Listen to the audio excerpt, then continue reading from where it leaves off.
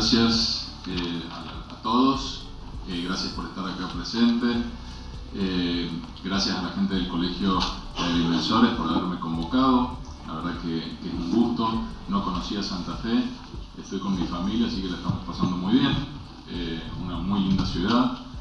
Y por el otro lado, bueno, me pidieron que mande el currículum resumido, lo pasé, pero entiendo de que a nadie le importa mucho escuchar todo lo que uno hace. Aparte, pareciera como que uno, digamos, ha hecho muchas cosas, pero en realidad lo que a ustedes les puede llegar a interesar es la experiencia de lo que uno ha ido haciendo. Verdaderamente creo que haber estado en distintos ámbitos, tanto en el Poder Ejecutivo de la provincia de Córdoba, como hoy en el Poder Judicial, y también haber sido abogado litigante y ver todas estas cuestiones de materia posesoria, por ejemplo, desde el ámbito académico, he tenido la posibilidad de conocer agrimensores, ingenieros civiles, abogados en la temática, y es una temática que en todos lados reviste de una gran problemática, que es la cuestión posesoria, que es esto de la posesión y cómo interactúa y cómo la vemos no solamente en cuestiones relacionadas al derecho en sí. Vos vas al norte de la provincia, por ejemplo de Córdoba, que a ustedes también les debe suceder, y la gente está bastante interiorizada de la temática. Esto es mío, yo soy poseedor. Te hablan de la usucapión, siempre digo yo, ¿sí? Capaz que no te hablan de la usucapión ni con el tecnicismo que podemos hablar nosotros, y que voy a tratar de ser lo más llano posible y no ser tampoco tan técnico, porque por ahí cuando uno es muy técnico en materia jurídica aburre o no se entienden las cosas, pero entienden perfectamente. Cuando a veces autores te dicen que en materia posesoria se han escrito libros con sangre, realmente con sangre, porque han habido tiros y gente que se ha sacado por la fuerza, violando un principio que en materia de derecho civil nos dice, que está en todo el ordenamiento jurídico, que nadie puede obrar de propia autoridad, nadie puede ejercer justicia por propia mano, y por eso tenemos la Constitución que nos va marcando el camino, y tenemos en nuestra materia el Código Civil y Comercial que nos va marcando el camino. Y ahí vamos viendo hasta incluso la importancia que se le ha dado al poseedor. Al poseedor, esta persona que muchas veces, y ustedes lo deben vivir a diario cuando tienen que ir a medir y hacer un plano de mensura, está hasta como mal visto, ¿sí? Pero no este poseedor legítimo, porque el poseedor legítimo es el que tiene el derecho real, es el que adquirió el derecho real por título y modo, sino el poseedor ilegítimo. Y ya la palabra ilegitimidad y lo ilegítimo parece malo, parece que sos un delincuente, parece que hay que matarte porque sos un poseedor ilegítimo. Y el código, el codificador en su momento Vélez, y hoy el legislador en el Código Civil actual, ha defendido y le ha dado cierta importancia al poseedor sea legítimo o ilegítimo. Basta leer el 2351 del Código anterior o el artículo 1909 del Código Civil y Comercial actual para ver que es aquel que tiene una relación de poder con una cosa, con intención de sentirse titular de un derecho real, y termina diciendo la norma, lo sea o no. Es decir, puedo no ser titular del derecho real y tener la posesión. Será una posesión ilegítima, pero eso no me convierte ni en delincuente, ni en mala persona, ni en nada que se le parezca. Y ahí es donde también nosotros tenemos que estar para asesorar. El asesoramiento a todos nos corresponde, y todos tenemos que, cada uno desde su ámbito a veces, internalizar e incluso explicar en términos sencillos a la gente cuál es su situación. Yo me acuerdo que cuando yo trabajaba de abogado litigante iban al estudio y me decían, hace 20 años que yo estoy con la cosa, pero no soy dueño. ¿Cómo que no es dueño? Sí, hice una casa, nacieron mis hijos, pero no soy dueño. O tengo un campo, ¿sí? Lo alambré, lo cuido, ¿sí? Es productivo el campo, y no soy dueño. ¿Cómo no es dueño? Porque no tengo la escritura. Entonces muchos se sienten que no son dueños por no tener el título. Y ahí es donde tenemos que asesorar y explicar, mire señor, si usted tiene una posesión de 20 años, ¿sí? Indudablemente que ya es dueño, adquirió el derecho real. Algunos te podrán decir, pero te dice que no es dueño, le está faltando el ánimo de dueño. Y muchas veces no lo tienen, no porque no se sienten dueños, sino porque nadie les explicó que no tener el título perfecto, o el título material, cártula, escritura, como ustedes le quieren llamar, el instrumento público que sea, no significa que no es dueño. Yo siempre cuento una anécdota que es bastante ilustrativa en esto, que me sucedió una vez con unos clientes, también cuando era abogado litigante, que me decían, les explicaba yo que íbamos a hacer el juicio de usucapión. Bueno, ellos, mire, usted ya adquirió el derecho real, les explicaba, usted ya tiene 20 años de posesión, el derecho ya lo ha adquirido, vamos a hacer el juicio porque necesitamos el instrumento público, en este caso va a ser una sentencia. ¿Cómo? Me dijo, sí, una sentencia va a salir, en donde es una sentencia declarativa, donde lo va a declarar, va a reconocer el juez de que usted adquirió el derecho real pasado 20 años de posesión. Perdón, ¿cómo me dijo una sentencia? No, yo quiero la escritura.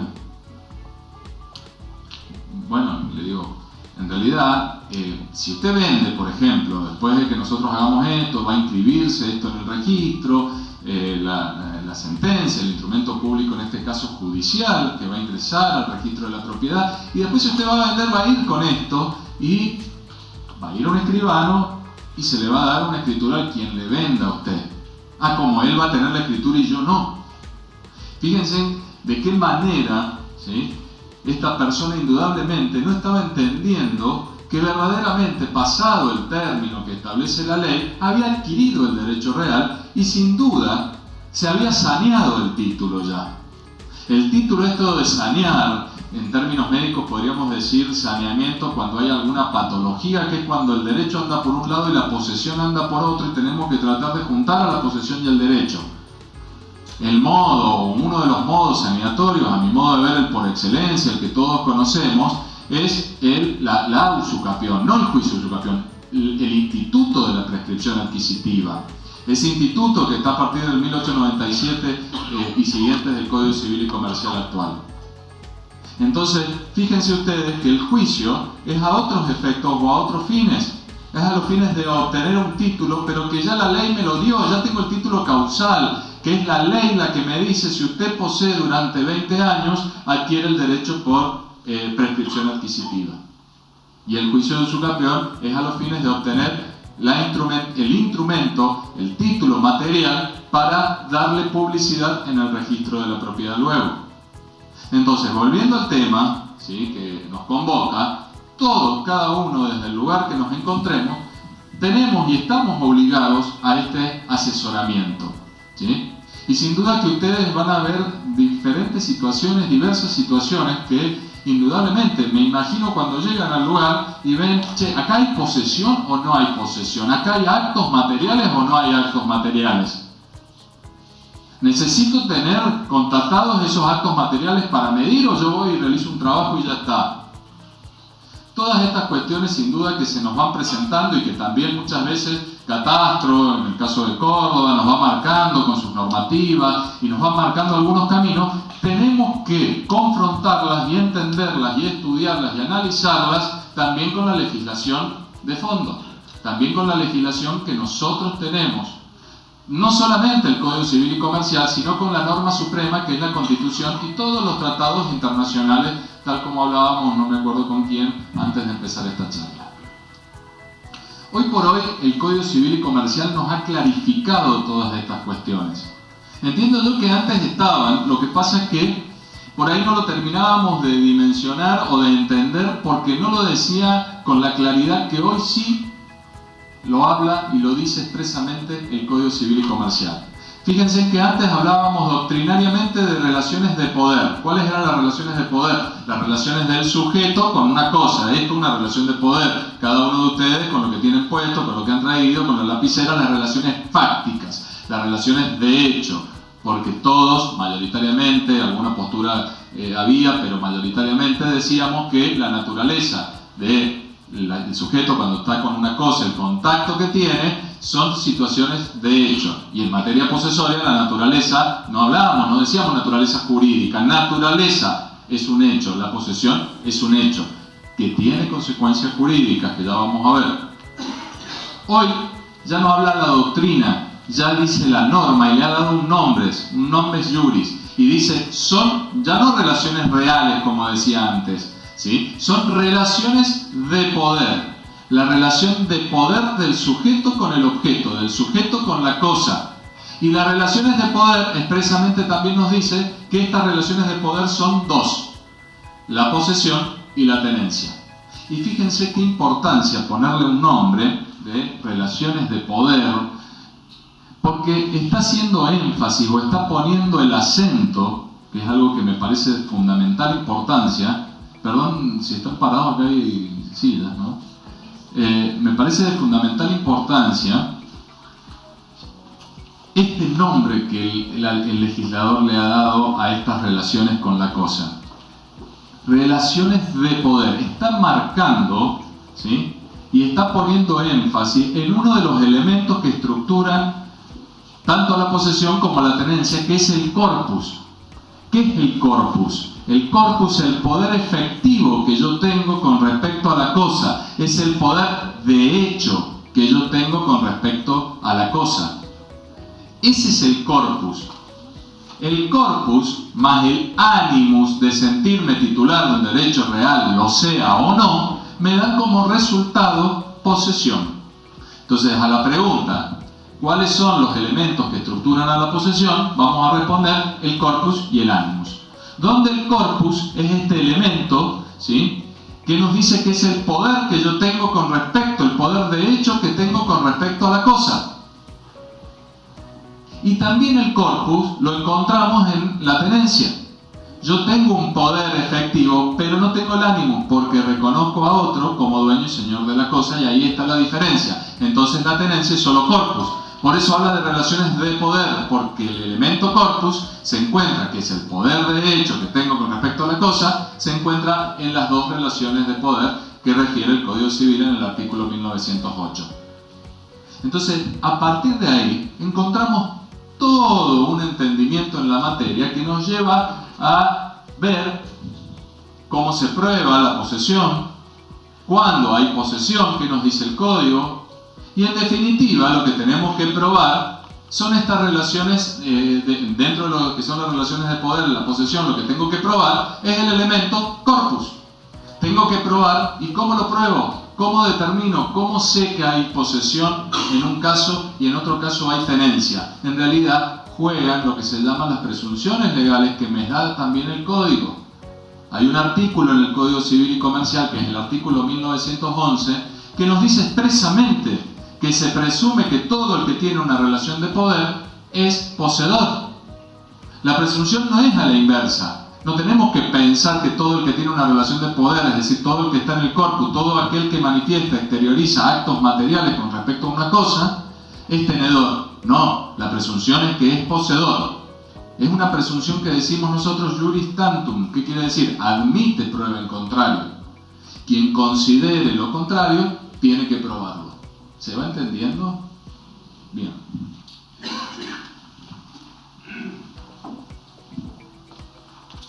El artículo 1909 nos dice, posesión. Hay posesión cuando una persona, por sí o por medio de otra, ejerce un poder de hecho. Ahí está refiriéndose al corpus. Sobre una cosa, comportándose, ahí viene el elemento interno, el elemento subjetivo, la intención, comportándose como titular de un derecho real, lo sea o no, termina diciendo. Después el artículo 1910 dice la tenencia, hay tenencia cuando una persona por sí o por medio de otra ejerce un poder de hecho, me vuelve a repetir el corpus, sobre una cosa y se comporta como representante del poseedor, reconoce a otro como dueño y señor de la cosa. Le está faltando el elemento interno, este elemento subjetivo de decir yo soy el titular del derecho real o yo me siento dueño de la cosa. El locatario, el comodatario, todo lo que conocemos que son representantes de la posesión de otro. El artículo 1911, que es un artículo, para mí el artículo 1911, si hubiese estado en la reforma solamente hubiese quedado el artículo 1911, hubiese estado todo bien, ¿sí? Porque creo que es un artículo que nos especifica y nos clarifica un montón de cuestiones. Por ejemplo, esto de que probado el corpus se presume el animus, sin duda, porque el 1911 nos lo dice. Todo el que tiene una relación de poder con una cosa debe presumirse que es poseedor. Si yo voy a un inmueble y encuentro que el tipo que me ha contratado tiene efectivamente el poder de la cosa, porque hay actos materiales y tiene el ingreso, él tiene la disponibilidad incluso de poder ingresar, yo tengo que presumir que es poseedor. A nosotros los jueces nos sucede cuando tenemos que embargar bienes muebles. Después nos llenamos de tercería, obviamente, pero cuando tenemos que embargar bienes muebles, yo parto de la presunción de posesión. ¿Por qué parto de la presunción de posesión? Porque vienen y me dicen que la señora le debe al señor. Y resulta ser que el señor entonces le quiere embargar a la señora cosas muebles, que es lo único que encuentra, porque no tiene inmuebles a su nombre. Yo voy a librar, voy a despachar ese embargo de los muebles de la señora, donde ella tiene su ámbito de custodia.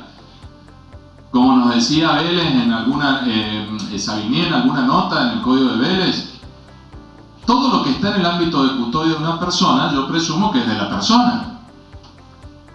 Entonces yo voy a despachar, voy a librar ese oficio, ordenando que se embarguen todas las cosas muebles que se encuentran en el domicilio donde vive la señora. Después podrá venir el hermano, el tío, o un amigo, el novio de la señora, a decirme, no, mire, usted me embargó el equipo de música que es mío, usted me embargó tal cosa que es mía, y me planteará la tercería o pedirá el levantamiento de embargo sin tercería, como sea. ¿Me explico? Pero yo parto de la presunción. Después esa presunción es juris tantum, es decir, admite prueba en contrario, y tendremos que ver después frente a la situación concreta. Pero el 1911 es claro y me dice: presunción de poseedor o servidor de la posesión. Se presume, vamos a leer hasta la parte de la posesión, se presume, a menos que exista prueba en contrario, que es poseedor quien ejerce un poder de hecho sobre una cosa.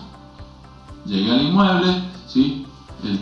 La persona que me contrató tiene la disponibilidad del inmueble, yo presumo que en ese inmueble tenemos a este fulano que es el poseedor, o el poseedor de ese inmueble es este fulano.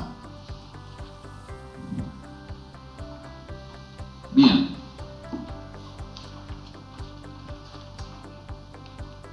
¿Por qué es importante la posesión? Fíjense ustedes que yo recién les hablaba de la importancia de la posesión.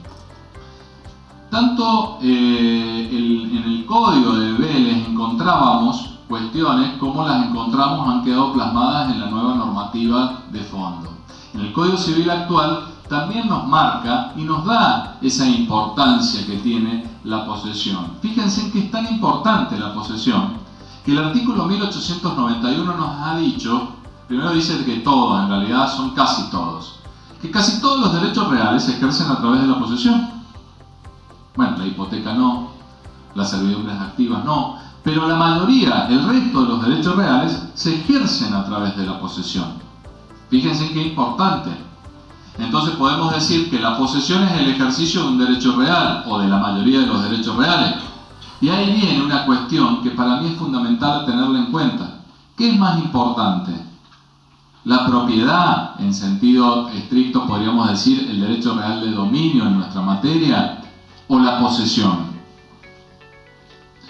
Y yo he llegado a la conclusión que es más importante la posesión, ¿sí? Independientemente de si tengo el derecho real o no. Si tengo el derecho real, fantástico, mejor. Pero si tengo que elegir entre tener el derecho real y tener la posesión, una de las dos, me voy a la posesión. Yo en mis clases en la Facultad de Derecho a los alumnos les digo, a ver las chicas, vamos a un ejemplo, digo las chicas, porque los varones también nos gusta ir a comprarnos ropa, pero por ahí las chicas tienen estos detalles más desarrollados que nosotros. En cuanto a ir a comprarse ropa, bueno, fueron, se compraron, vieron las botas que les encantaron, las botas de toda la vida, las que siempre quise tener, ¿sí? Van, las compras. ¿Cómo se adquiere el derecho real de una cosa mueble de este tipo, que no es registrable? Una cosa mueble en general, el alfajor, las botas, el agua que voy y compro el kiosco. Siempre tiene que estar el título y el modo. El título acá es el título causal. ¿Cuál es? La compraventa, ¿sí? Y el modo es la entrega de la cosa, la tradición. Y resulta ser que la chica estaba ahí título, hace la compraventa, le dan también se cumple con el modo, le hacen entrega la cosa, ella paga el precio, le entregan las cosas, previamente se midió las botas, le mandó fotos al marido, mirá cómo me queda, el marido infartado por el precio de las botas, todo bárbaro. ¿Adquirió el derecho real? Sí. Resulta ser que justo llega una amiga, se ponen a charlar, está con la bolsa, ¿sí? Deja la bolsa porque le pesaban, eran unas botas importantes, y se va a su casa. Se olvidó las botas. No está en el poder material, más allá de que podemos discutir si perdió o no la posesión. Pero efectivamente, ¿sí? El derecho lo tiene, adquirió el derecho real. Resulta ser que después vino una persona, se llevó las botas, ¿sí? Porque vio la bolsa ahí, se llevó las botas, o se confundió o lo que sea, y nunca más las vio las botas. Perdió el derecho real, perdón, el derecho real no lo perdió, perdió la posesión. Pero el derecho real lo tiene. Entonces fíjense qué importancia tiene la posesión. Si tengo que elegir, prefiero ser poseedor. Ventura nos explica, el doctor Ventura, que uno lo puede conocer allá en Córdoba, un escribano que es mi titular de cátedra ahí en la Facultad de Derecho, nos explica las diferentes titularidades que puede tener una persona. Una persona puede ser titular cartular, titular registral y titular real. Si lo tomamos en materia de posesión, y en materia de derecho real adquirido, la prescripción, pasado el término de ley, me hace adquirir el derecho real. Y por ahí puede ser independiente esa situación con las otras dos titularidades. Puedo ser titular cartular y no ser titular registral, porque tengo la cártula, tengo la escritura, pero nunca ingresó al registro de la propiedad a inscribirse. Entonces fíjense que de los tres, ¿cuál es la que prefiero? La que verdaderamente me lleve a tener el uso y goce de la cosa. En definitiva, eso me lo da la posesión. Puedo usar y gozar y disponer también de la cosa. Siempre voy a disponer de acuerdo a lo que tengo. Nunca puedo disponer más de lo que tengo. Porque ya nos lo decía el 3270 y hoy nos lo dice el artículo 399 del Código Civil. Nadie puede transmitir a otro un derecho mayor o más extenso que el que tiene. Si yo tengo una posesión sin el derecho real, voy a transmitir eso. Una posesión sin tener el derecho real. Si tengo 15 años, transmitiré 15 años. Si tengo 10 años, voy a transmitir 10 años. ¿Se entiende? Porque no puedo transmitir más de lo que tengo. Si tengo 20 años, sin duda que ya estoy transmitiendo el derecho real. Y ahí viene toda otra cuestión de cómo formalizo eso, porque en realidad el 1017 me dice por escritura, y en realidad, bueno, toda una cuestión que no viene al caso, al menos en esta charla. Es importante porque pasado el tiempo puedo adquirir el derecho real, poseyendo, que ustedes trabajan mucho de esto cuando hacen los planos de mensura para los juicios de usucapión, ¿sí? Pasado el tiempo adquiero el derecho real por prescripción. Y fíjense la importancia que le ha dado tanto el Vélez le dio como el legislador actual, que en todo momento le ha dado acciones para defenderse frente al ataque. Existen las denominadas acciones posesorias. El que me ataca, yo me puedo defender. Y no importa si soy, repito, poseedor legítimo o ilegítimo, es decir, si tengo la titularidad del derecho real o no tengo la titularidad del derecho real. Igualmente me puedo defender frente a cualquier ataque con acciones en este caso posesorias. Recordando siempre el principio que nos da el artículo 2239, el viejo 2470, que nos decía, nadie puede obrar de propio, el viejo 2468, que nos decía, nadie puede obrar de propia autoridad. La excepción estaba en el 2470, que nos decía la defensa extrajudicial. Es decir, cuando alguien me ataca, yo puedo en algún caso defenderme, pero no lo vamos a ver porque tampoco viene al caso. Esto es de interpretación restrictiva, entonces tendré que ver en qué casos puedo defenderme, como en términos penales sería la legítima defensa, ¿sí? Acá en términos civiles la defensa extrajudicial. Pero en realidad el principio que va a primar siempre es ese. Todo aquel, si yo soy el dueño y vienen y me desapoderan de la cosa, y fíjense en el término que me gusta usar, desapoderamiento, porque me están sacando el poder de hecho que yo tenía con respecto a la cosa, es decir, lo que me están sacando es el corpus, y yo voy, si me lo están sacando puedo defenderme con el ataque puede ser la turbación, si me puedo defender, bueno, ahí podría lograr que no me desapoderen. Pero si ya lograron el desapoderamiento, me voy a defender con acciones posesorias, y esa acción va a ser una acción de recuperar la cosa. En el código, en la letra del código, habla de la acción de despojo. Voy a recuperar la cosa de la cual me han desapoderado. Independientemente de si yo, incluso por más que sea el dueño en términos de derecho real, que tenga el derecho real de dominio, incluso puedo ir en contra de él, porque el principio rige para todo el mundo. Nadie puede ejercer justicia de propia autoridad. El que se vea atacado tiene que ir por las vías legales. ¿Y las vías legales cuáles son? Las acciones en materia posesoria serán las acciones posesorias. Entonces, esa es la importancia que ha quedado plasmada indudablemente en nuestro Código Civil y Comercial. Fíjense ustedes que yo recién les hablaba y les decía, bueno, se estructura la posesión, o los elementos que la estructuran son el corpus y el animus. ¿Y cómo yo exteriorizo ese corpus? Ese elemento que indudablemente frente a la exteriorización me va a hacer pensar o presumir, de acuerdo a lo que me dice el 1911, que tal o cual es poseedor y no otra cosa. ¿Cómo se exterioriza? Con actos materiales, con actos concretos. El código habla de actos posesorios, como lo decía el viejo 2384 del Código de Vélez, lo dice actualmente el artículo 1928. Y el artículo 1928 nos dice: actos posesorios constituyen actos posesorios sobre la cosa lo siguiente: su cultura, percepción de frutos, amojonamiento o impresión de signos materiales, mejora, exclusión de terceros y en general su apoderamiento. Nuevamente me habla del poder, de hecho, por cualquier modo que se obtenga. Esta norma es una norma, a mi criterio, que nos muestra una gran flexibilidad a la hora de tener que interpretar en qué casos hay actos posesorios y en qué casos no los hay. Esta norma ha sido modificada con respecto a lo que decía el viejo 2384 del Código. Si bien en ambos la enumeración que teníamos allá y que tenemos actualmente es enunciativa, es decir, que pueden haber otros actos que se deben considerar como posesorios,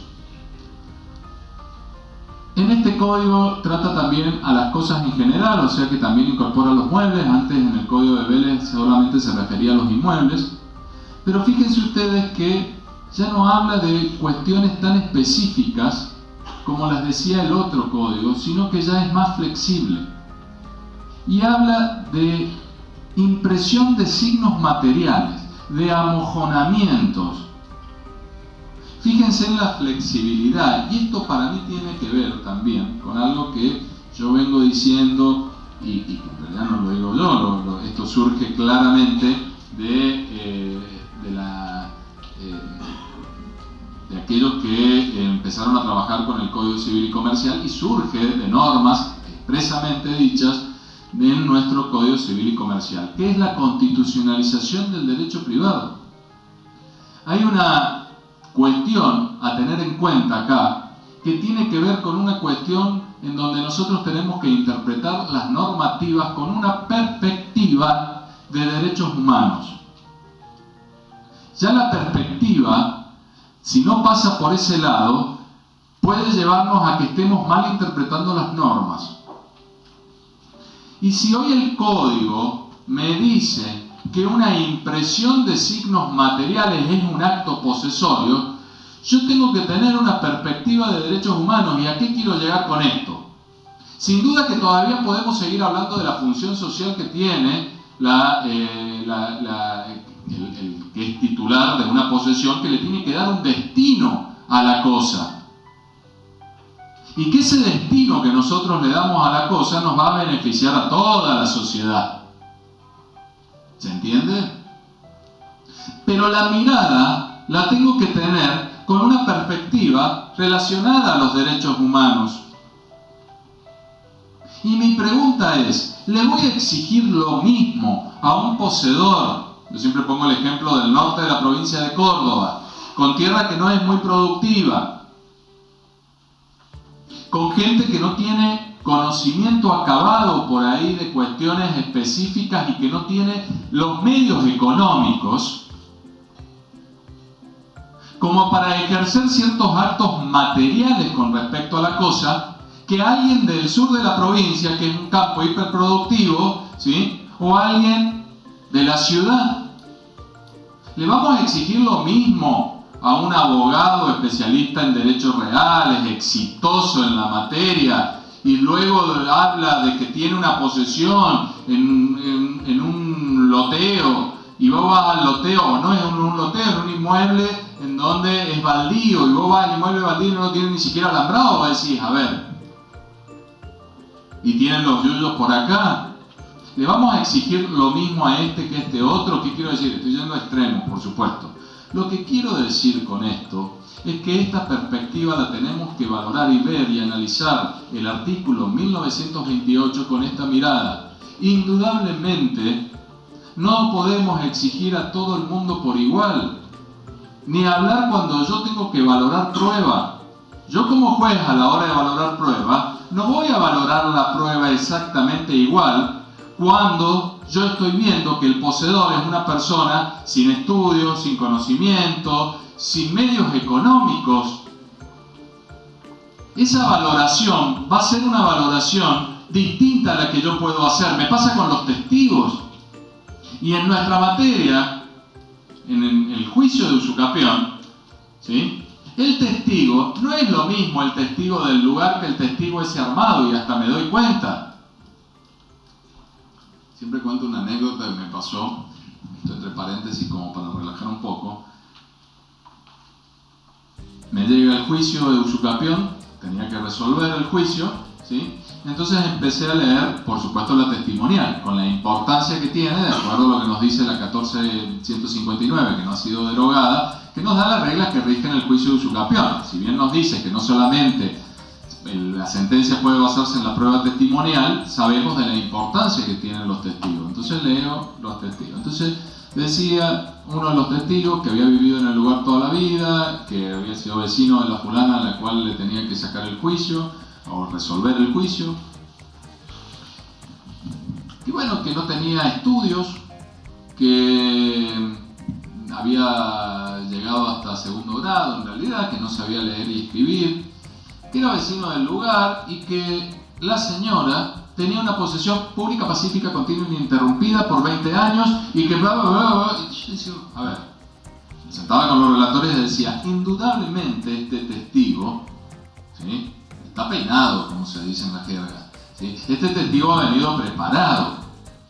Porque en realidad, si vamos al caso concreto, esta persona que no ha tenido estudios, que no tiene preparación, saber que es una posesión pública, pacífica, continua e ininterrumpida, ahora ya gracias a Dios el versito no lo decimos más porque el 1900 nos dice que la posesión para la adquisición por prescripción tiene que ser ostensible y continua. Punto.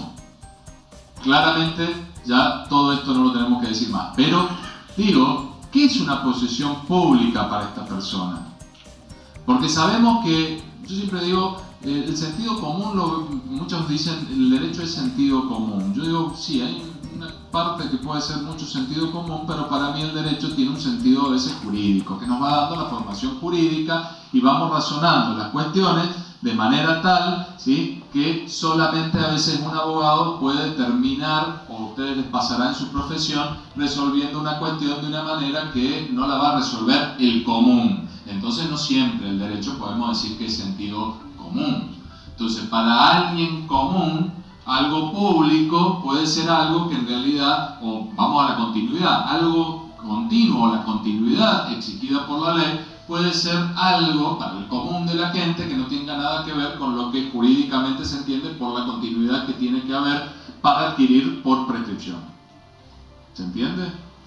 Entonces, fíjense ustedes que nosotros tenemos que empezar a valorar, o nosotros los jueces valoramos la prueba de una manera con perspectiva, y para eso cada uno en el lugar en el que se encuentre tiene que ir teniendo esta perspectiva.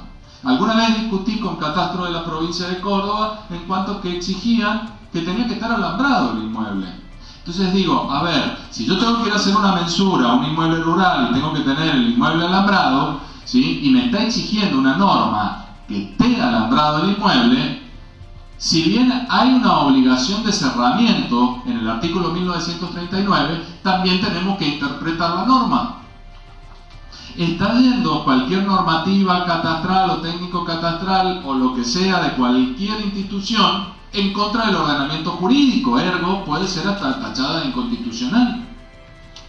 Porque si me está exigiendo algo que el poseedor no lo puede hacer, y el código me está diciendo que actos materiales o actos posesorios puede ser una impresión de signos materiales, tranquilamente yo podría llegar al inmueble y ver unas piedras pintadas y decir, bueno, el inmueble empieza acá, según él, su posesión empieza acá, sigue allá, armamos un cuadrado, armamos un rectángulo, armamos un triángulo o armamos lo que sea.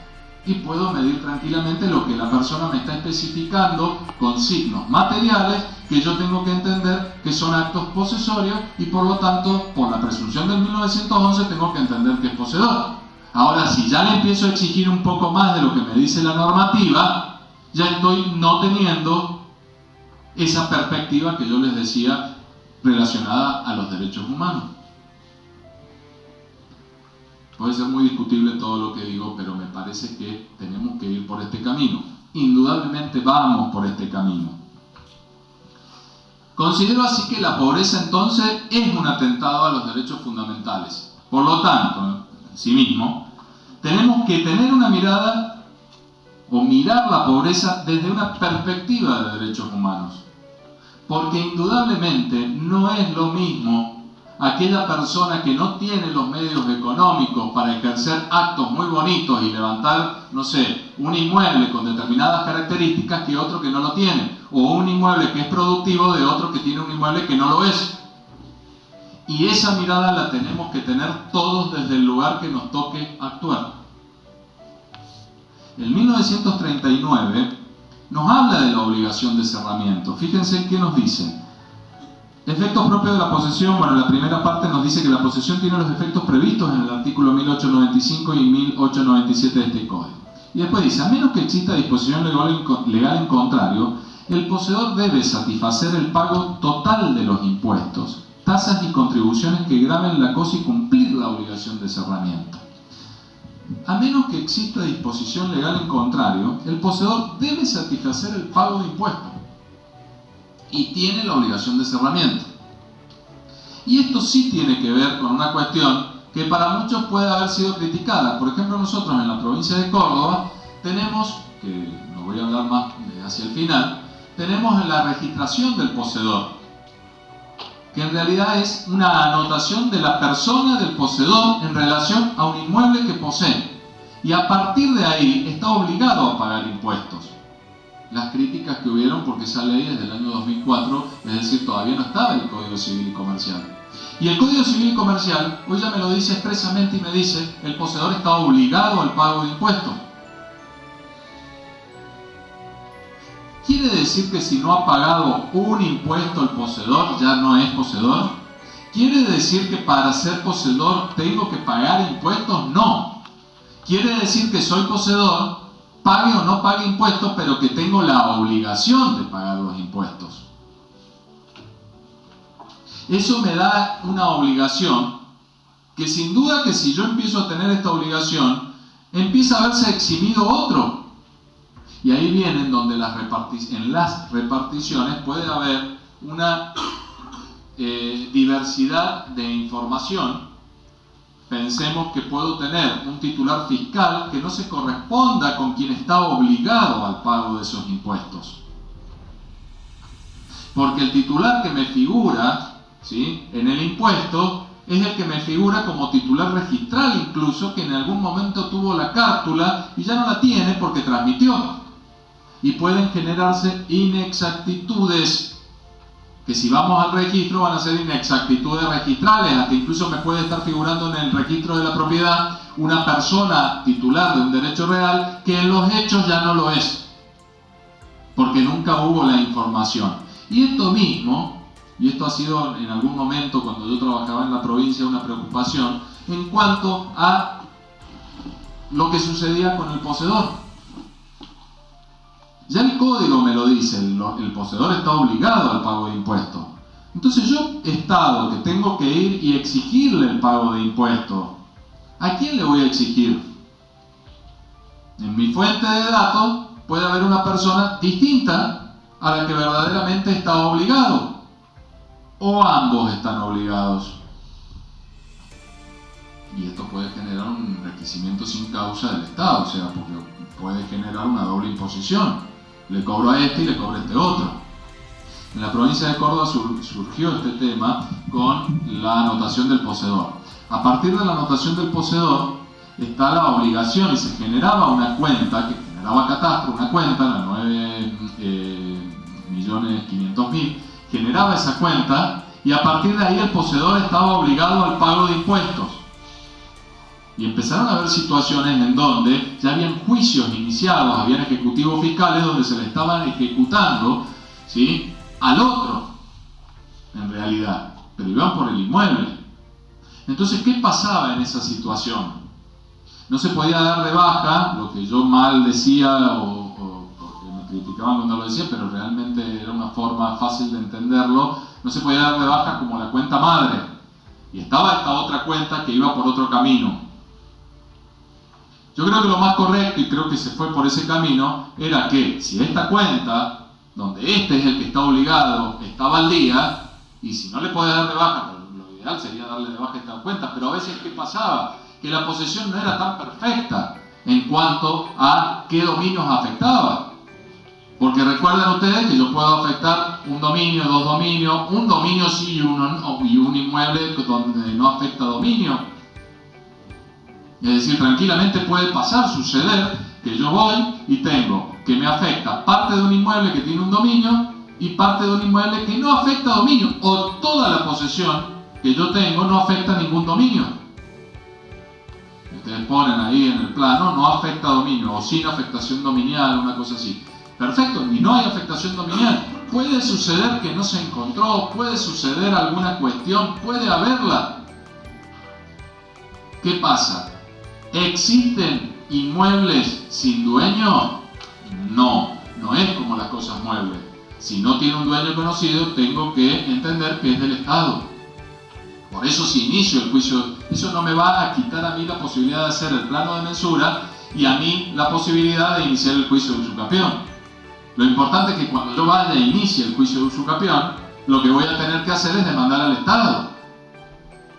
Siguiendo la regla que rigen el juicio de usucapión, la 1459 y el procedimiento local que corresponda, y el 1905 que me dice que el juicio es contencioso, es decir, me tengo que dirigir contra alguien. Para eso nosotros tenemos en nuestro procedimiento las medidas preparatorias, donde ahí me tienen que acompañar el plano de mensura, que hace a la individualización del inmueble. Gran importancia ese plano de mensura.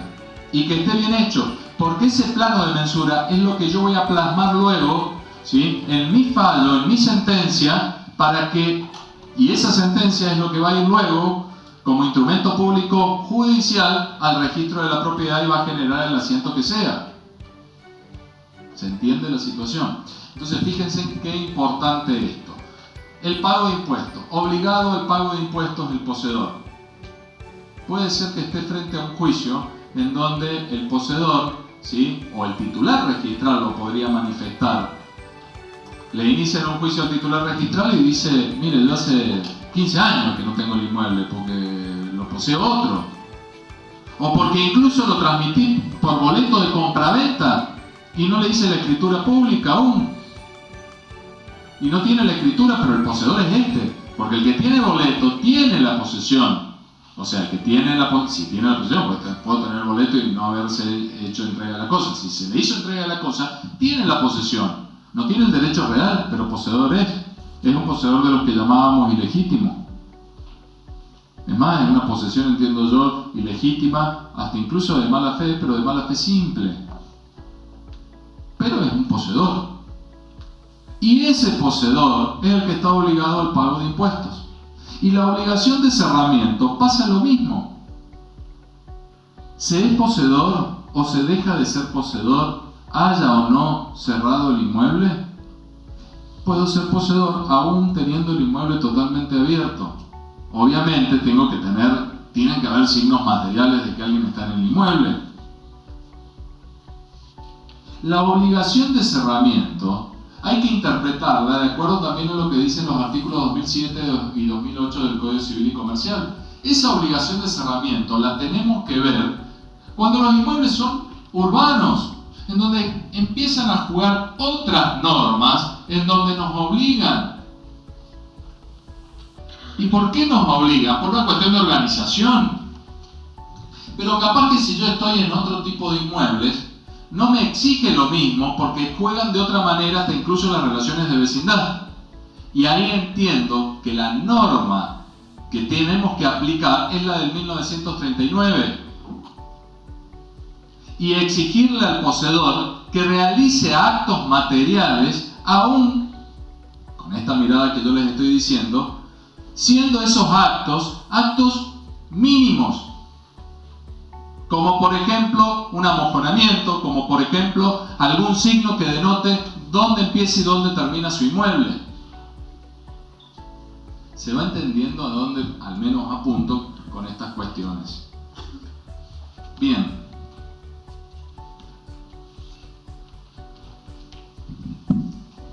Nosotros cuando hablamos de posesión, se nos viene inmediatamente lo que es cómo le damos publicidad. Ya lo venimos diciendo.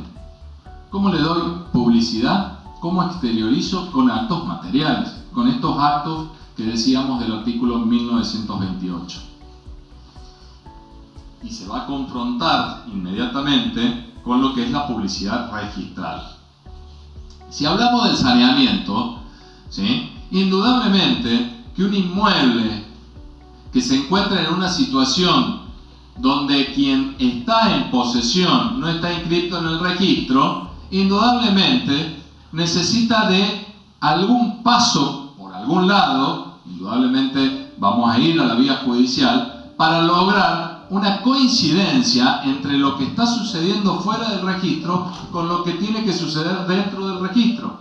Entonces tenemos que hacer corresponder de alguna manera, si se quiere, y no siempre va a ser con el juicio de usucapión. Hay un montón de mecanismos saneatorios de los que podemos hablar en esta charla y otros que me parece que me voy a exceder si los hablo, como pueden ser algunas acciones.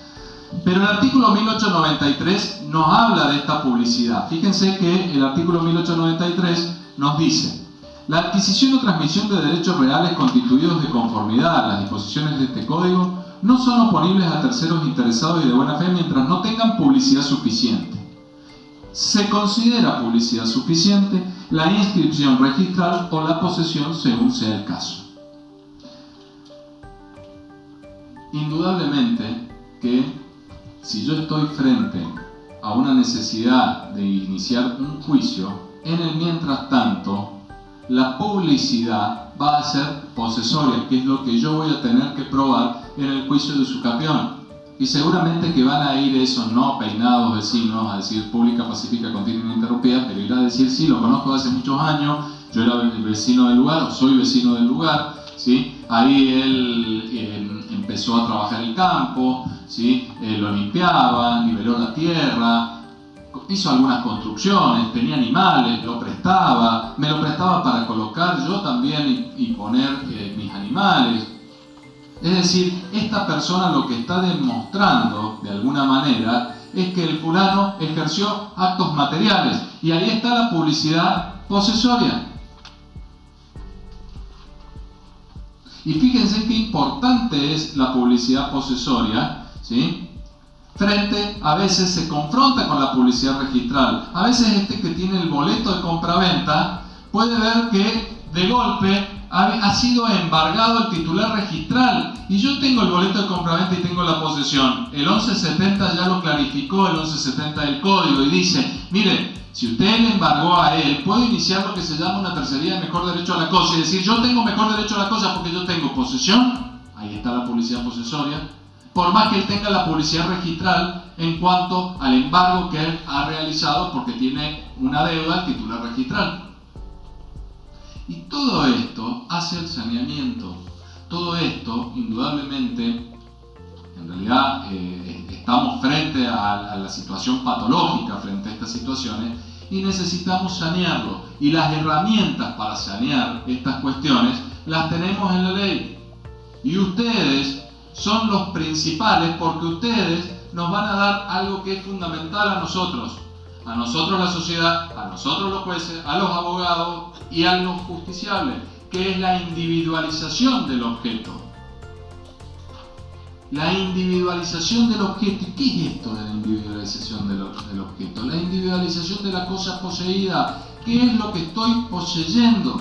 Porque dependiendo eso, es en definitiva luego cómo va a quedar plasmado judicialmente y registralmente, llegado el caso que lo llevemos a cualquier instancia. Porque puede suceder que no lleguemos a tener que individualizar el objeto porque queremos llegar a hacer coincidir la titularidad registral o lo que pasa registralmente con lo que pasa extrarregistralmente.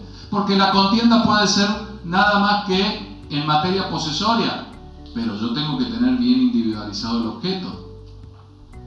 Porque si no tengo bien individualizado el objeto, no estoy cumpliendo con uno de los requisitos que también me exige la legislación de forma, que es que la cosa esté perfectamente determinada. No puedo demandar por demandar. Demando es un inmueble que queda más o menos por allá y que tiene tal o cual característica. No.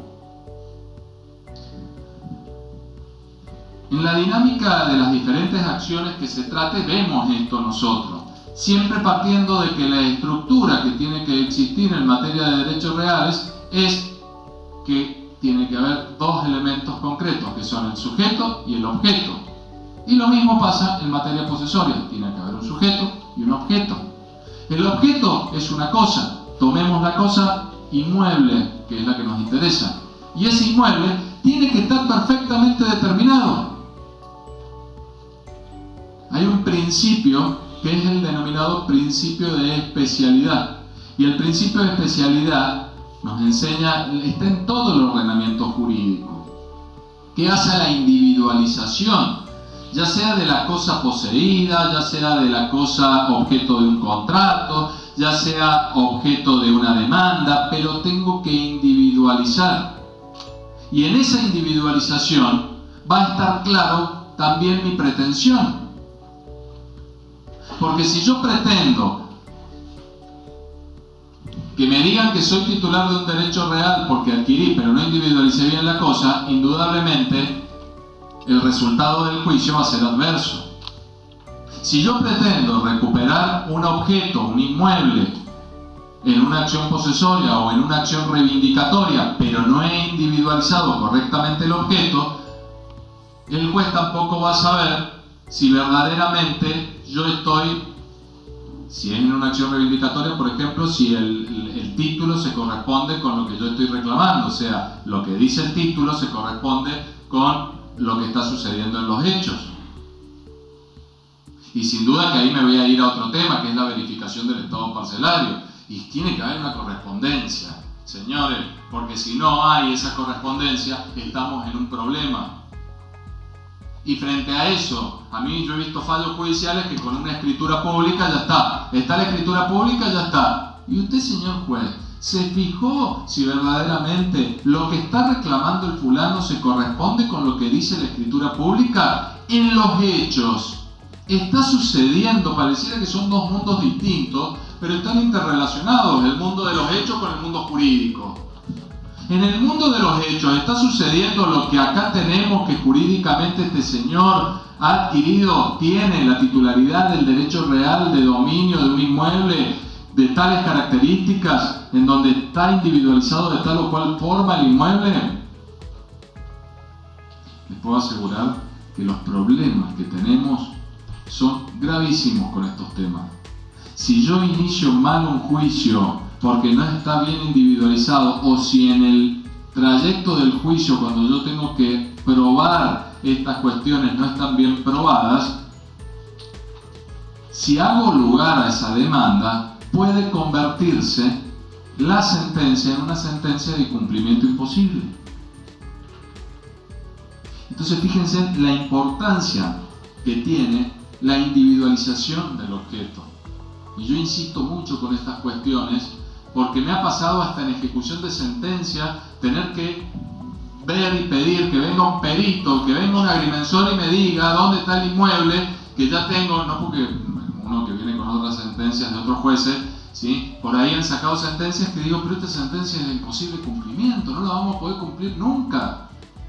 Ya el fulano me dijo, el demandado me lo dijo en todo el juicio de que no es el inmueble, no se trata del mismo inmueble. Y siguió el juicio, sacaron la sentencia y cuando vas a ejecutar esa sentencia no se puede ejecutar por una incorrecta individualización del objeto.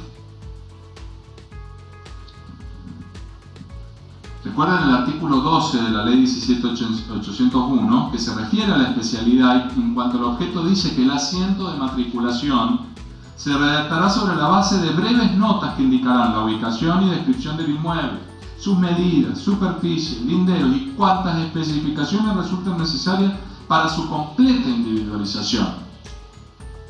La ley 26.209, en Córdoba es la de 1554, nos dice, y justamente cuando el escribano va a hacer la escritura, tiene que tener el certificado catastral, tiene que saber que ese inmueble que dice que está transmitiendo se corresponde con lo que los hechos está existiendo. El escribano hasta no pasa, pero debería ver y verificar estas cuestiones y constatar también como última mirada. No lo hace porque obviamente ya tiene el certificado de otro profesional que ella nos dijo, che, esto se corresponde, indudablemente está vendiendo esto. ¿Y esto qué nos da a nosotros la sociedad? Seguridad jurídica.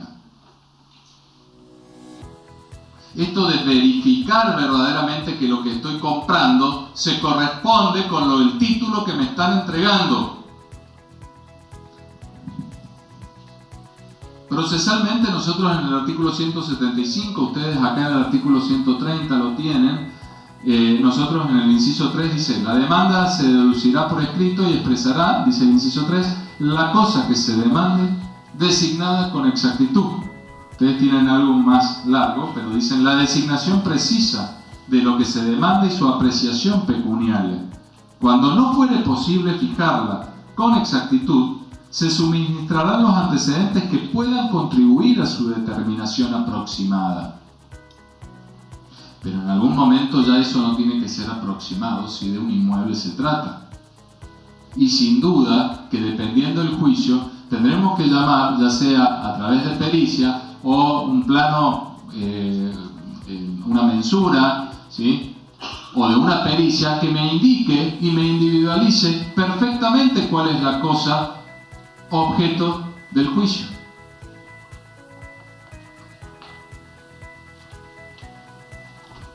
Fíjense algún fallo, la importancia que para nosotros tiene la función del especialista.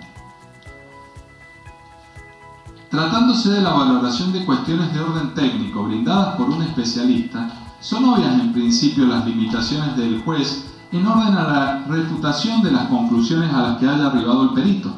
Esto es así, pues, la determinación de los fundamentos apropiados para arribar a una conclusión respecto a una materia ajena al normal saber y entender del judicante, insoslayablemente requiere del pertinente asesoramiento especializado, indicativo de los aspectos técnicos de los que dependen la conclusión que se cuestiona. En otras palabras, el juez no puede, en principio, desde su condición de componedor del conflicto jurídico, enervar una conclusión propia de ciencias, artes, técnicas y prácticas ajenas al derecho, sin un parámetro técnico, objetivo e impersonal, que así lo indique.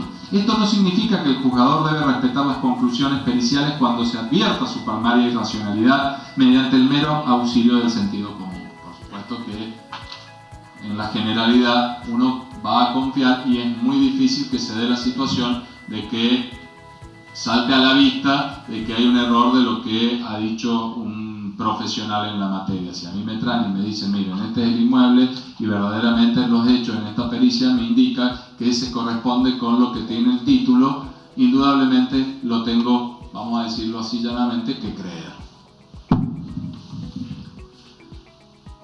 No solamente, yo les decía recién, en los juicios, por ejemplo, en las acciones reivindicatorias. Sucede en la acción reivindicatoria. Si nosotros vemos, ¿saben lo que es una acción reivindicatoria? Si no lo saben, el titular de un derecho real, ¿sí? va a iniciar el juicio para recuperar la cosa que poseía, o sea, perdió la posesión, ¿sí? También la puedo iniciar incluso contra un tenedor hoy, de acuerdo a lo que dice la normativa actual. Pero inicio el juicio para recuperar la cosa. ¿Cuáles son los requisitos de procedencia para que proceda esta acción? Ser el titular o tener el derecho de poseer, de acuerdo a lo que establece a partir del 2247 y siguientes, el 2249 del Código Civil, ¿sí? Haber indudablemente tenido la posesión, haber perdido, es decir, necesito probar el ataque, que me vinieron y me desapoderaron de la cosa, y que el objeto esté debidamente determinado. La determinación del objeto. Si yo no tengo esa determinación, por más que cumpla con los otros requisitos de procedencia de la acción, ese juicio no debería prosperar. Me canso de ver expedientes en donde acompañan la escritura y dicen, bueno, yo vengo a recuperar este inmueble, punto. Y la otra parte contesta, sí, pero yo estoy en un inmueble que tiene una superficie mayor y en realidad usted no me está indicando exactamente en qué parte de toda esta superficie es, porque para mí yo soy poseedor de tanta superficie, ¿sí? Sin darle mayores indicaciones de dónde está ubicado. Y el actor no individualiza el inmueble correctamente, porque en realidad me habla de una escritura, pero me puede hablar de un título perfecto, todo bien, pero yo no sé si verdaderamente está dentro de ese inmueble, si ese inmueble que indica incluso el demandado se corresponde con el inmueble que me está reclamando el actor. ¿Me explico o no? Y ahí viene el abogado diligente, que es el que tiene que probar esa correspondencia. Si tiene un plano de mensura, bienvenido sea. Pero si no, también tenemos esta forma dentro de, ya sea, bueno, si hay un plano de mensura, yo diría que con una verificación del estado parcelario podríamos andar bien, pero para eso necesito también un técnico. Podríamos andar bien en algún caso con alguna pericia que se haga, donde el principal punto de pericia que le tenemos que preguntar al profesional es si hay una correspondencia o si el inmueble o donde están ubicados estos poseedores se corresponde con el inmueble que yo estoy reclamando según título. Más allá de dónde lo tenga que yo desalojar, si está más arriba, más lejos, más en el medio, más en el costado, dentro de una superficie mayor. Pero lo que tengo que saber es que verdaderamente está en mi inmueble, y eso es lo que le tengo que hacer ver al juez. Mire, señor juez, yo tengo este título y este me desapoderó de este inmueble que se corresponde con este título. También nos es útil individualizar, no solamente individualizar el inmueble, sino a veces verificar algunas cuestiones de cómo yo puedo llegar a realizar por ejemplo, las divisiones de condominio, cómo yo voy a realizar la división del inmueble. Recordemos que en materia de condominio, en cualquier momento los condóminos, cualquiera sea, por el artículo 1997, cualquiera puede pedir la partición, en cualquier momento. No importa si yo adquirí el derecho ayer fui condómino y al otro día pido la partición, no importa cuándo. Yo siempre digo, en materia de división de condominio, si se cumple con los requisitos de procedencia, y este es que sean ambos legitimados, es decir, activo y pasivo, el que demanda sea condómino y el que es demandado también lo sea, esto sale o sale. Esto es como el divorcio hoy por hoy. El divorcio va, sale o sale. Sale. Tiene que haber la división. Pero el gran problema es que nosotros seguimos ciertas reglas. La regla es que la división tiene que ser en especie. Es decir, ¿cómo va a ser la división en materia de condominio en especie? Vamos a partir, si la partición en especie no resulta antieconómico, le vamos a dar la porción a cada uno que le corresponda según su parte indivisa. Si es un inmueble, lo vamos a tener que dividir. Si no es un inmueble, es más fácil y sencillo vender la cosa porque generalmente resulta antieconómico. Pero un inmueble también puede resultar antieconómico. Pasa mucho con los inmuebles rurales, ¿sí? Con los inmuebles urbanos, perdón. Resulta antieconómico porque no puedo dividir, no le puedo dar un baño a uno, la cocina al otro. Entonces tengo que salir a la excepción, que es la venta de la cosa.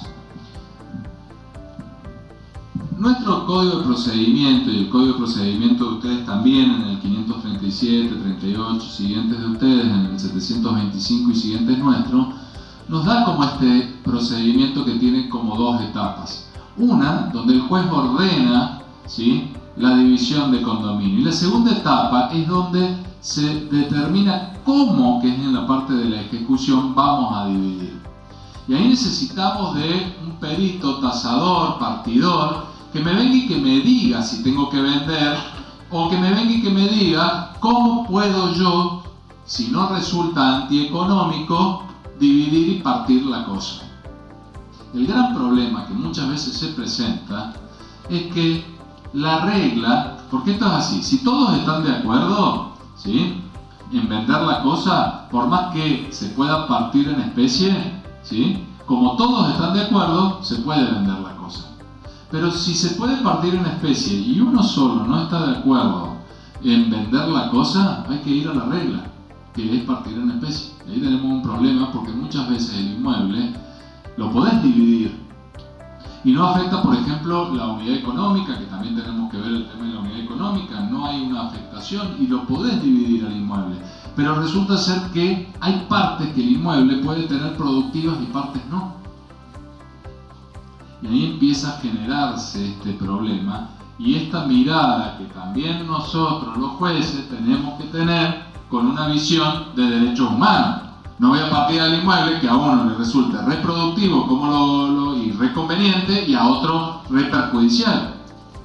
Resulta ser que uno puede trabajar y otro no va a poder trabajar la tierra, hablando de grandes superficies. Pero ahí necesitamos también tener esta certeza y esta seguridad. Y principalmente necesitamos saber si esto es partible o no. Entonces lo primero que le vamos a preguntar, ¿esto se puede dividir en especie? ¿No afecta, ¿sí?, las medidas mínimas que tenemos que tener para dividir en especie? Y ya luego entraremos a los otros temas que serán más complicados, que sin duda tenemos que buscarle la forma. Yo tengo juicios de división de condominio que no les puedo dar un corte, ya estoy en ejecución y no les puedo dar un corte porque no podemos ver cómo hacer la división.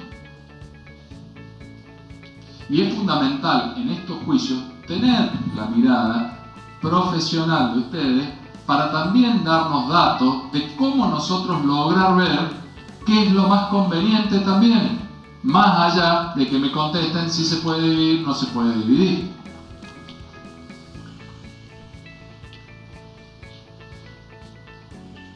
En cuanto a este tema de la unidad económica, en alguna oportunidad alguien me preguntó y me dijo de que ¿qué pasa si tengo que ir a hacer un plano de mensura y resulta ser que cuando voy a querer medir no da el inmueble con las medidas mínimas que tienen que haber referidas a la unidad económica? Volvemos a todo esto que les vengo diciendo de que tanto el Código Civil y la Constitución Nacional se desprende la defensa a ultranza de la propiedad. El artículo 17 de la Constitución Nacional nos habla de que la propiedad es inviolable. Y cuando utilizamos el término propiedad, es en el sentido más amplio que ustedes puedan entender. Y el poseedor está dentro de este concepto de propiedad constitucional. Es decir, que el poseedor, o está dentro del patrimonio del poseedor, esa posesión que tiene, por más que sea un poseedor ilegítimo. Y si tengo un inmueble que tiene medidas que van por debajo de la unidad económica, no significa que no puedo poseer, y no significa que no puedo hacer el juicio de usucapión, y no significa que ustedes no pueden hacer el plano de mensura. Significarán otras cosas, significarán que yo no voy a poder trabajar la tierra o lo que sea de una determinada manera porque va en contra de ciertas normativas locales, porque todo esto nos lo deja la ley civil anterior y la actual a las normativas locales. Pero es independiente del saneamiento también de títulos. Es decir, que tranquilamente puede haber en el registro de la propiedad un inmueble inscrito como tal, cuya superficie va por debajo de lo que es la unidad económica. Porque fíjense, por lo menos nosotros tenemos una ley en Córdoba, donde en el artículo primero nos dice, la 5485, ningún acto de disposición que implique subdivisión actual o futura de inmuebles rurales en jurisdicción provincial podrá ser válidamente otorgado si como consecuencia del mismo se establecen parcelas o remanentes cuyas superficies no constituyen unidades económicas agrarias. Luego dice, la prohibición precedente no regirá, en el último inciso, cuando los fraccionamientos tengan por fin el saneamiento de los títulos a la propiedad. El saneamiento hace al orden público. Y entonces, como para concluir en esta cuestión, nada tiene que observar un juez respecto a la unidad económica a la hora de la individualización del inmueble. Es decir, podemos decir que la superficie poseída no se corresponde siempre con lo que hace a la unidad económica. Y en el registro de la propiedad puede haber un inmueble inscrito por debajo de lo que diga cualquier legislación local respecto a la unidad económica. No se ven limitados ustedes a ir y hacer un plano de mensura, y tampoco me veo limitado yo a sacar una sentencia cuyo inmueble, objeto individualizado por ustedes, va por debajo de lo que me dicen las leyes locales respecto a las unidades económicas. Cuando estamos en una usucapión, también se nos presentan algunas situaciones que tenemos que tener en claro, que es un poco lo que yo decía recién. Hay inmuebles que están afectados, ¿sí?, totalmente por un dominio. Pero hay otros inmuebles que afectan parte de un dominio y parte de otro dominio, e incluso hay inmuebles que no afectan dominio. En todos los casos es fundamental tener con mayor razón, si no hay una correspondencia absoluta con lo que tiene el registro, porque ahí va a tener un impacto registral, necesito tener claramente esto para luego yo decirle en la sentencia al registro cuáles son las afectaciones. Y a su vez lo necesito saber también para ver cuáles son los demandados. Porque si me afecta más de un dominio, puedo tener muchos más demandados de si me afecta a un solo dominio. Si no me afecta a dominio alguno, el demandado va a ser el Estado, más allá de que lo tenga que citar o no. Lo cierto es que acá sí o sí lo voy a tener que citar. Y lo voy a citar como demandado principal. Cosa que en el otro lo puedo citar como un tercero interesado llegado el caso. Acá lo voy a citar como un demandado principal. ¿Por qué? Porque no me afecta a dominio. Siempre, en todos los casos, voy a necesitar el plano de mensura. Nosotros en Córdoba tenemos una situación administrativamente de excepción, en donde no le requerimos el plano de mensura, que es cuando se hace el trámite para anotarse al poseedor en el registro personal de poseedores como tal, que ya vamos a hablar un poco de la experiencia que tenemos nosotros al respecto. En ese caso, el artículo 14 nos dice que si hay una correspondencia absoluta entre lo que se declara en el trámite inicial, que es posesión, con los actos obviamente materiales que tienen que acreditar la existencia de esta posesión, y eso es exactamente igual a lo que tiene el registro de la propiedad y se corresponde con las medidas, linderos, con toda la especificación que leímos recién del artículo 12 de la ley 17.801, en ese caso no hace falta el plano de mensura. A mí me parece que hasta incluso en ese caso se requeriría el plano de mensura. Y ni hablar que en Córdoba les cuento que yo trabajé justamente como fui funcionario ahí en la unidad ejecutora para el saneamiento de títulos, y teníamos el tema de que muchos agrimensores empezaron a avivarse y a decir, bueno, vamos a utilizar esta ley en beneficio, voy a trabajar con esta ley, vamos a poner en las declaraciones juradas de mis clientes de que el señor tal, le voy a describir en la declaración jurada exactamente lo que dice el registro de la propiedad respecto al inmueble, entonces vamos a evitar de esta manera hacer el plano de mensura. Por supuesto que cobraban este trámite, ¿no? No cobraban el plano porque sabían que eran gente que por ahí no le podían pagar para un plano, pero sí podían pagar este trámite. Y era un trámite fácil, rápido, y después obtenían la anotación del poseedor en el registro personal de poseedores que nosotros tenemos en Córdoba. Lo cierto es que nos empezamos a dar cuenta de que había una falacia, había una mentira en esa declaración jurada porque no se correspondía nada. Lo que se hacía era, iba al registro de la propiedad, pedía una publicidad directa, veía la publicidad y transcribía en la declaración jurada lo que me decía la publicidad. Y nos empezamos a dar cuenta cuando a veces lo que se transcribía era un inmueble, el trámite que se iniciaba era de un departamento y resulta ser que el inmueble o la publicidad o el dominio que estaba afectado y que me traían la publicidad era de otra localidad o de otro departamento incluso.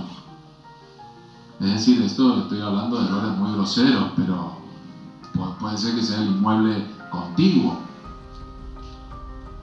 Nosotros en Córdoba, y acá entiendo que debe pasar exactamente lo mismo, y estas leyes han venido a la ley 26209 de 2006-2007 creo que es, y la ley en Córdoba nosotros nos adherimos a la ley 26209 muchos años después, porque adherimos en el 2017 con la 10.454,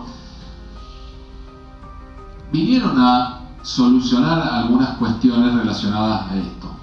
Y yo creo que esto nos da seguridad a todos, ya sea que el trámite sea judicial o sea un trámite administrativo como el que les acabo de contar. Que exista esta correspondencia entre lo que en los hechos está sucediendo con lo que tenemos luego en los títulos o en la situación jurídica. Es decir, este mundo extrarregistral se corresponde también con el mundo registral, y este mundo extrajurídico de los hechos se corresponda luego con el mundo jurídico, porque va a ser más fácil para sanear los títulos luego. ¿Se entiende o no?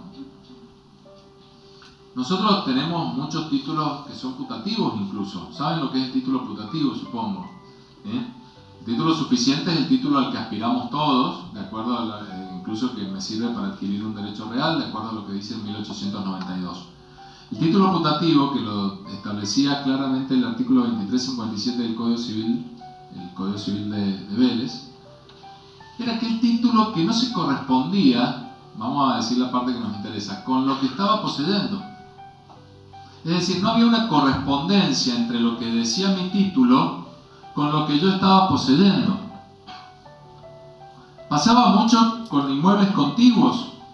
Se tomaban posesión, cuando se quería hacer la tradición, la entrega de la cosa, no del inmueble que correspondía que me entreguen, sino del inmueble contiguo. Yo tuve un caso un día que me llega al estudio, que se solucionó casi como cuando vas al médico y te dicen tome esta balaspirina que ya tiene el asunto solucionado. Bueno, un poco así. Cuando llega el caso me dice, me he dado cuenta, porque viendo los títulos y fue un ingeniero, que en realidad lo que yo tengo en el título, ¿sí?, el inmueble lo he construido, no se corresponde con lo que estoy poseyendo porque el inmueble lo he construido en el inmueble contiguo. Pero yo, doctor, cuando tomé posesión, ¿sí?, tomo posesión de todo. ¿Por qué? Porque yo construyo en el inmueble vecino, en el que no me tocaba, no en el que me dice mi título, pero a su vez hago el patio de mi casa en el inmueble contiguo, que es mi inmueble. ¿Y esto cuánto hace fue? Bueno, hace como 40 años que sucedió.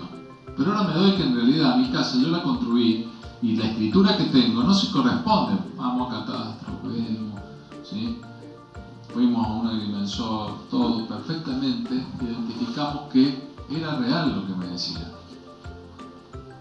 Le digo, bueno, no tiene problema usted, porque hace como 40 años que está en esta situación.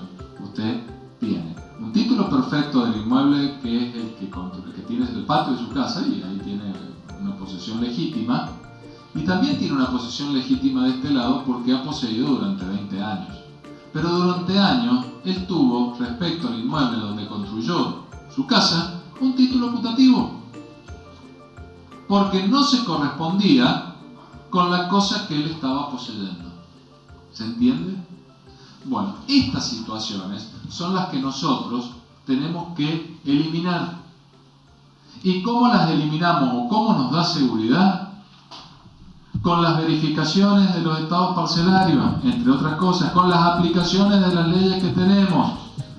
En un juicio capaz que con una pericia bastaría y solucionaríamos de determinar de que en realidad el objeto que estoy reclamando es tal.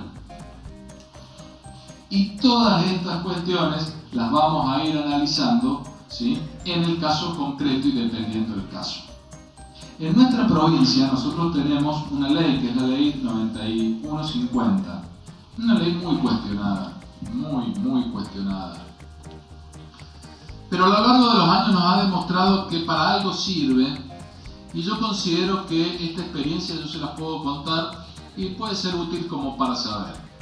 Que se logra el saneamiento a veces con las instituciones, los institutos que nos da el Código Civil, por ejemplo con la prescripción, pero también se logra el saneamiento con otras acciones, con un juicio de escrituración estoy logrando el saneamiento, porque sucede que en el juicio de escrituración lo que estoy buscando es el título. Generalmente necesito nada más que el título, puede suceder que también sea un incumplimiento contractual y esté buscando que me hagan tradición de la cosa, que me entreguen también la cosa, pero generalmente tengo el boleto, tengo la cosa, lo que me falta es el título y en definitiva estoy yendo al saneamiento de un título. En la acción reivindicatoria también, porque sanear es juntar a la posesión y el derecho que recaigan en cabeza de la misma persona. Si inicio una acción reivindicatoria también.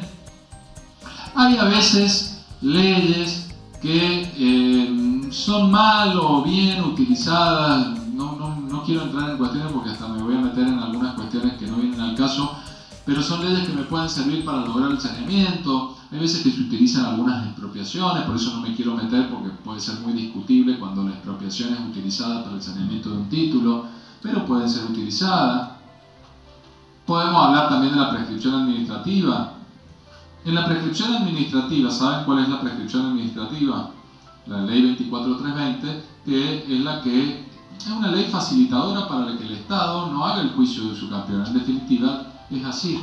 Pero también una ley mal utilizada. Porque ¿qué hace? Si bien la ley 24320 nos dice que deben acreditar la posesión y que tiene que haber un plano, y el plano está, ustedes lo hacen al plano, lo que a veces no sucede es la acreditación de la posesión. El hecho de que sea prescripción administrativa no significa que me exime de lo que me dice la ley de fondo en cuanto al instituto de la prescripción. Es el mismo instituto. Es decir, el instituto de la prescripción adquisitiva es uno solo y luego yo lo puedo canalizar para obtener los títulos perfectos, ya sea a través de un juicio de usucapión o ya sea de una prescripción administrativa. Pero lo cierto es que en ambos casos tiene que haber una posesión de 20 años.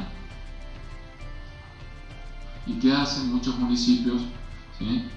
Hacen el acto administrativo, está todo el expediente administrativo, pero no acreditan absolutamente nada, manifiestan, y como no se lo cita que corresponde, y yo he escrito al respecto, corresponde citar, ¿sí?, al titular registral, hasta incluso entiendo yo que si se lo cita al titular registral y se opone, debería pararse todo el procedimiento administrativo y ya tendríamos que ir a la vía judicial.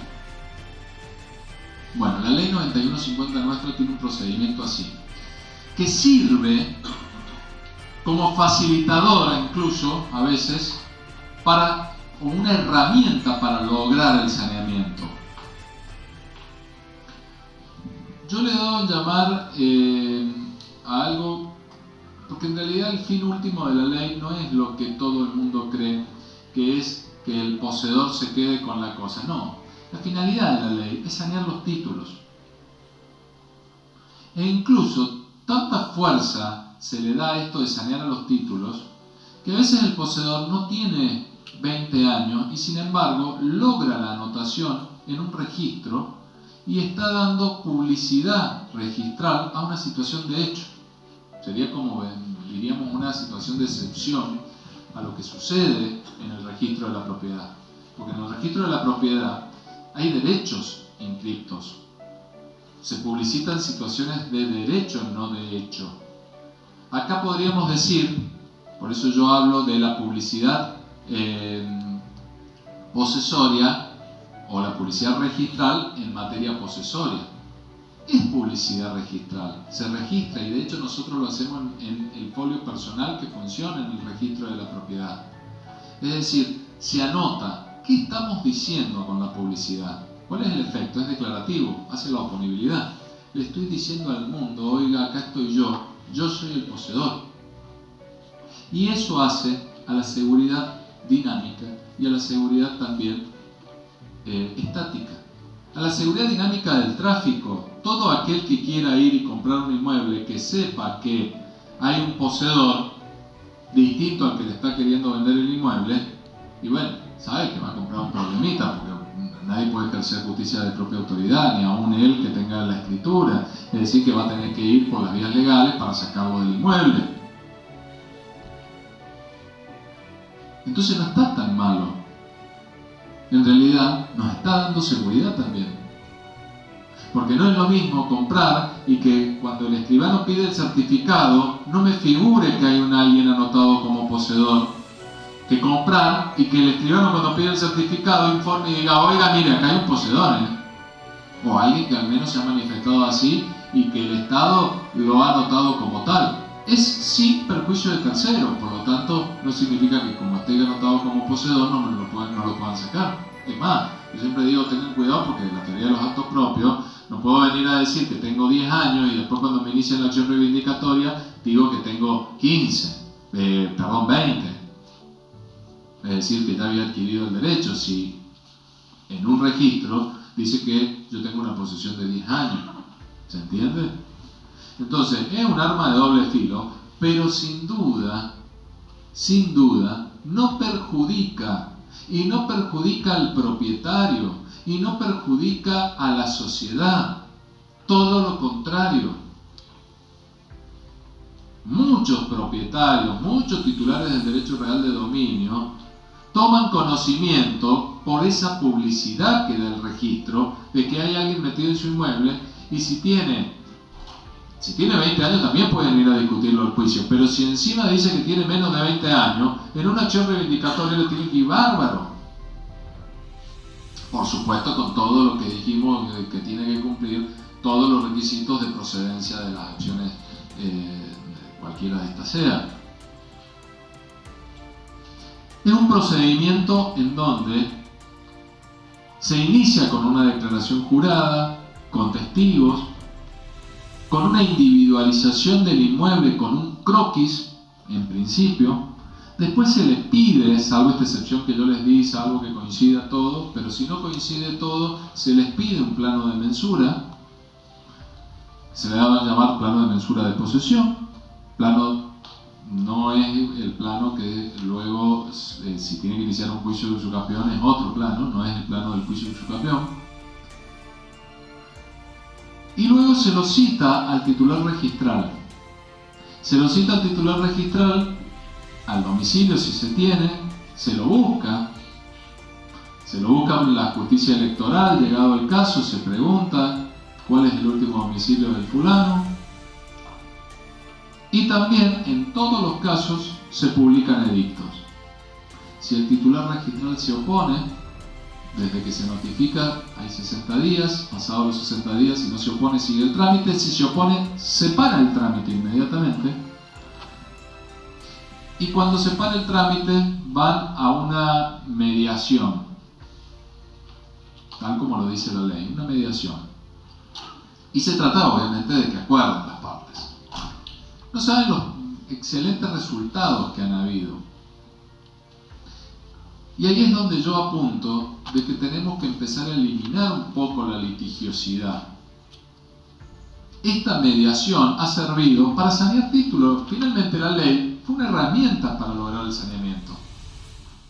Porque en esa mediación muchas veces pasaba que el titular registral veía el expediente, veía todos los actos reales, materiales que había ejercido durante 20 años, iban con abogados, por supuesto, entonces el abogado le decía, miren, si iniciamos una acción reivindicatoria le va a ir re mal, porque se va a defender con la excepción de prescripción adquisitiva y lo van a sacar zumbando, no le van a hacer lugar a la demanda en estos términos.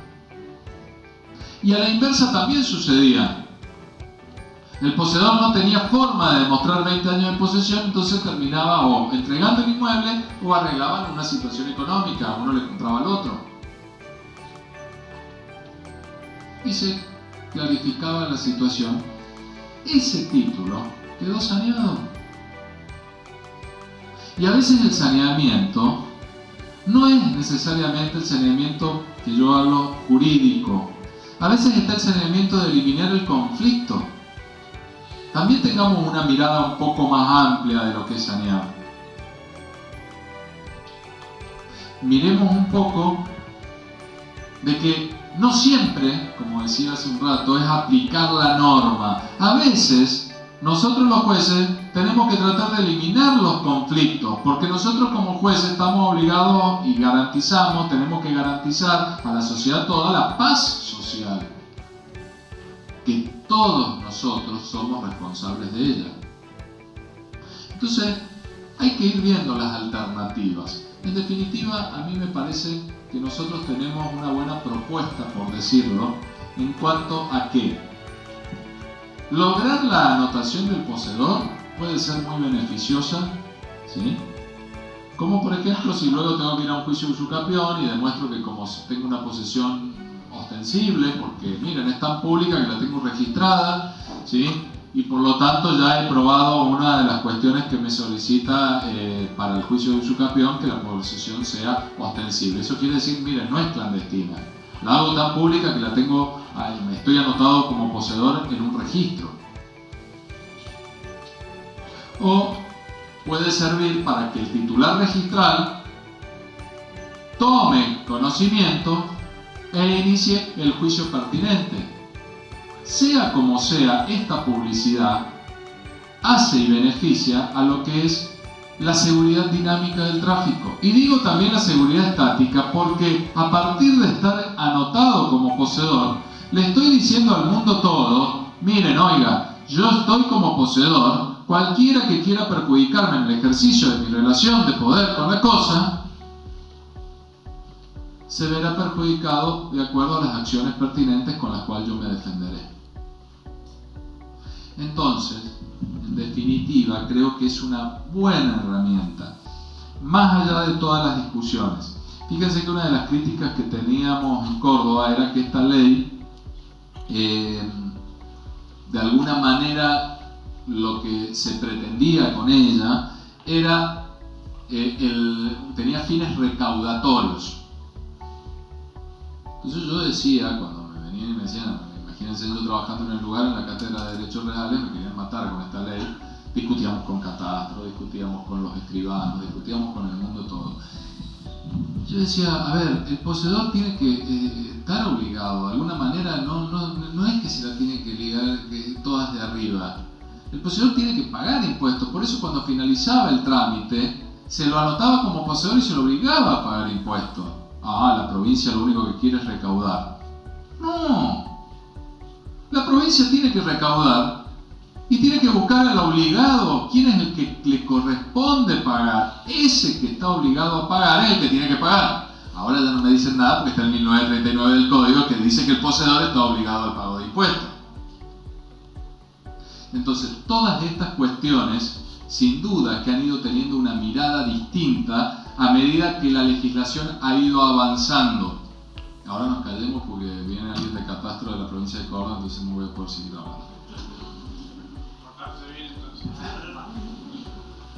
Estoy finalizando, pero justamente estamos hablando de la última parte, que es la que, y bueno, acá él sabe cómo estuvo cuestionada el 9150, ¿sí? Contando un poco la experiencia de Córdoba en esto de las anotaciones de los poseedores en el registro personal de poseedores.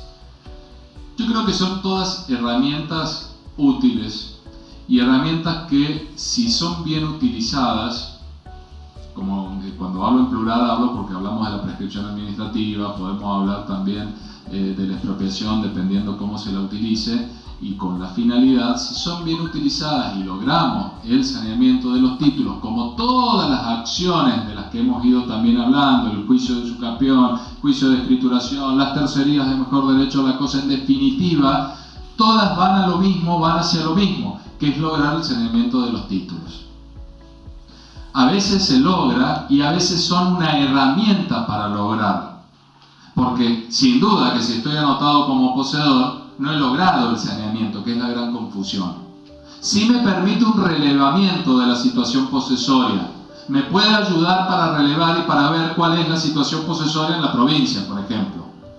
Y me puede ir permitiendo, cuando tengo mucho sobre un determinado lugar, significa que tengo una problemática y que tengo que buscarle una solución.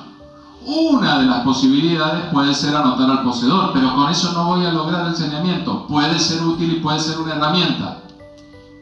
Pero la ley es tan amplia que me permite también utilizar otros mecanismos saneatorios para así finalmente, y de hecho se han entregado escrituras utilizando otros mecanismos. La escrituración gratuita, un montón de otras leyes que se han aplicado a través de la 9150 para lograr el saneamiento definitivo. La experiencia me dice de que si una ley desde el 2004 está vigente y todavía no ha habido otra ley, bueno, el ingeniero Oliver lo sabe en cuanto a que han habido muchos intentos anteriores, empezamos con varias anteriores, la 88 se me vino a la cabeza, el 88, 84, la 9100, tenemos desde el 2004 la 9150, y bueno, indudablemente para algo está sirviendo. Y es ahí donde tenemos que ver el foco. Yo aprendí en todos los años que estuve en la parte pública de que a las leyes hay que saberlas utilizar y ver en qué nos sirven y en qué no son útiles para la sociedad. Y esta mirada hoy la cierro con esta perspectiva que tengo que tener referida a los derechos humanos. Entonces, volviendo al tema de los derechos humanos, no puedo exigirle tampoco a un poseedor que no tiene nada, no tiene cómo subsistir, ¿sí?, que inicie el juicio de usucapión para tener algo, pero si yo como Estado al menos puedo identificar a dónde está su inmueble y publicitarlo y decirle a la sociedad toda, y esto que hace la seguridad dinámica y esto que hace la seguridad estática, lo puedo hacer, ¿por qué no hacerlo? En definitiva, volvemos a caer en lo mismo, vamos por ese camino.